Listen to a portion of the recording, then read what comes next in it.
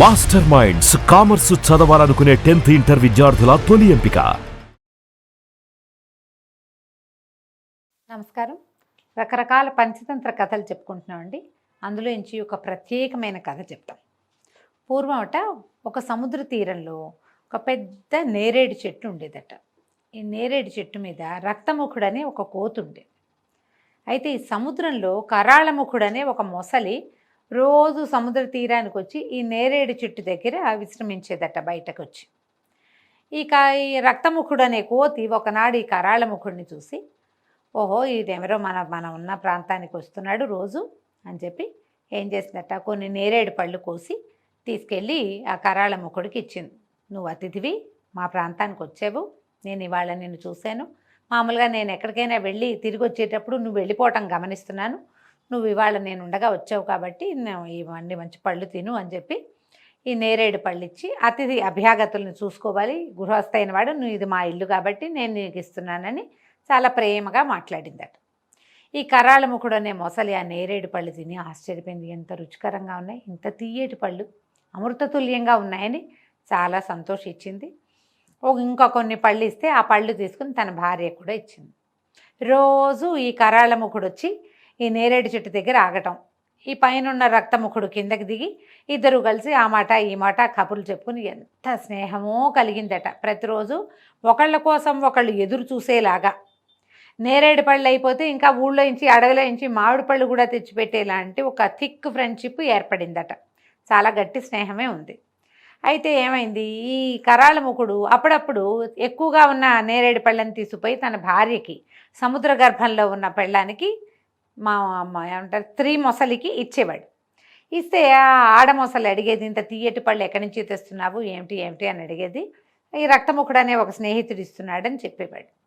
ప్రతిరోజు ఒకే సమయానికి ఇతను ఈ సముద్ర తీరానికి వెళ్ళిపోవటము, వచ్చేటప్పుడు తనకి పళ్ళు తేవటము గమనించినటువంటి ఆడ మొసలు ఏమందంటే, నువ్వేమిటి ఇంతంత తీయగా ఇంత అమృతోపమానంగా ఉన్న పళ్ళని తెచ్చావు, తెస్తున్నావు, ఈ పళ్ళు ఒకసారి తింటేనే నోరు తీయబడి ఎంతో సంతోషంగా ఉంటుంది.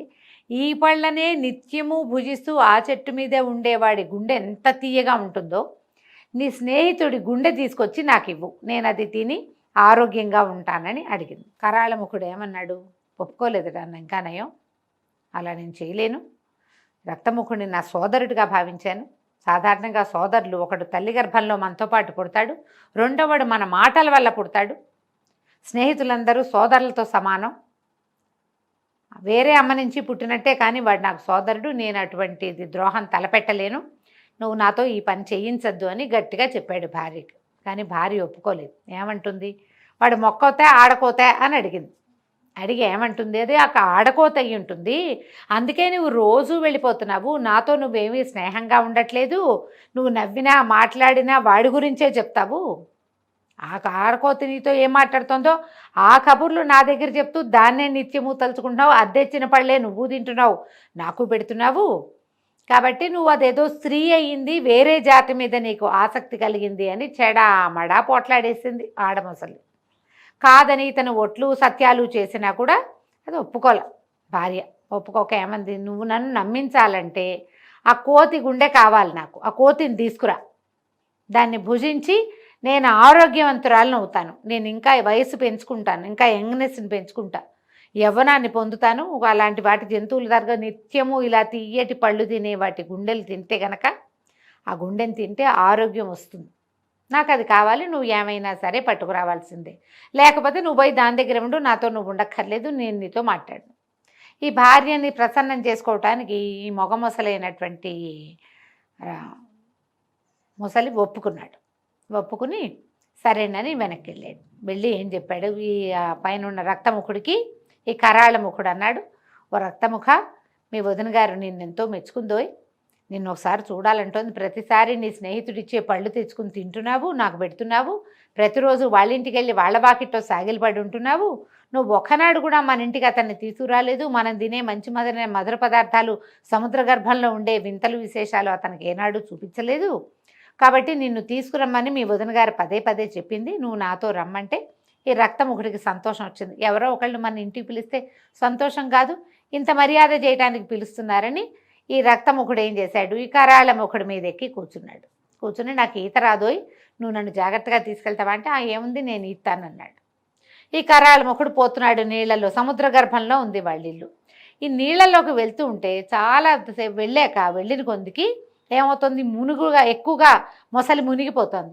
ఈ కోతి సగం ముప్పాతిక తడిసిపోతుంటే ఇక రక్తముఖుడు అనే కోతి ఏం చెప్పిందంటే, స్నేహితుడా నువ్వు నిదానంగా వెళ్ళు, నాకు భయం వేస్తుంది, ప్రాణాలు పోతాయో ఏమిటోను, దగ్గరగా వచ్చేస్తున్నాయి నీళ్లు, నా ముక్కు మునిగిందంటే నేను చచ్చిపోతాను, ఇక మీ ఇంటికి వచ్చి నువ్వు చేసే మర్యాదలు నేను స్వీకరించలేను, నిదానంగా వెళ్ళు అని అనేసరికి ఈ కరాళ ముఖుడికి ఏమనిపించింది, ఇంత మునిగేంత దూరం వచ్చాం, ఈ కోతి ఎక్కడికి వెళ్ళిపోతుంది, వెళ్ళే లోపలే దీనికి నిజం చెప్పేయాలని అనుకుని, ఓ స్నేహితుడా నా భార్యకి నీ గుండెకాయ తినాలనుందోయ్, నిన్ను తీసుకురమ్మంది, పైగా ఆమె నువ్వేమైనా ఆడుకోతువేమో, అందుకు నీ పట్ల నేను ఆకర్షితుడినై రోజు వస్తున్నానేమోనని అనుమానం కూడా పట్టుకుంది.